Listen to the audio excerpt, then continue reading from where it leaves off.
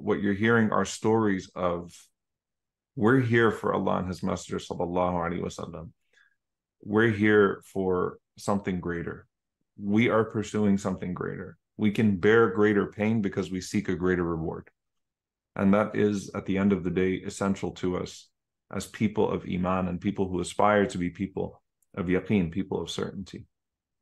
I think, Sheikh Omar, Allah subhanahu wa ta'ala, I say this to myself, Allah subhanahu wa ta'ala make us see things, hear things, live things for a reason.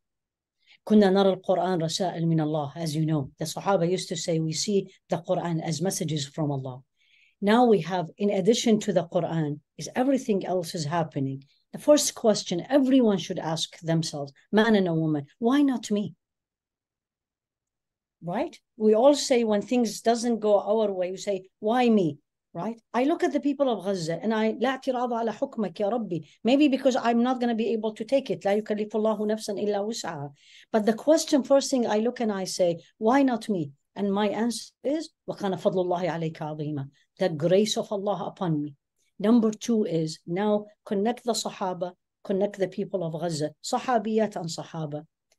Number one, the focus before tragedies comes in. When people when they went to Abyssinia, they didn't think about anything else than pleasing Allah, and that's the right thing they need to do. When they went to Medina, even when Allah subhanahu wa ta'ala opened the dunya for them, right? يا أيها النبي قل لأزواجك إن كنتن تردن الحياة الدنيا وزينتها. This came in Medina. Prophet, tell your wives, do you want the dunya and the beauty of this dunya? Come on in, I'll let you go. No harm feelings, nothing. Just go, choose. إن كنتن تردن الله ورسوله والدار الآخرة. Choice. This or this. If I and you and all of us, at time of prosperity right now, we have made that choice. And by the way, that choice is harder than when we are under a test. I have all the choices of the world. I can do whatever I want. And by my choice and yaqeen and faith and certainty, I chose Allah wa rasulah wa dar al-akhirah. And it's not words. You know this. There's nothing cheaper than speaking, than words. But my actions fulfill the words I am saying. Ahibbullah, then Allah is number one. Wahibbu Rasulah, show me, alayhi salatu wassalam, show me your sunnah. You really need the dar al-akhirah, then I am going to sacrifice in this dunya, because some things, if I want them in this dunya, the akhirah is going to be difficult. When I live this way, I think this is the most important message. Wallahi, I feel, and correct me if I'm wrong, if the people of Gaza, with all the tragedy they are going through, and may Allah subhanahu wa ta'ala make it easy and reward them abundantly, see the result of their tragedy.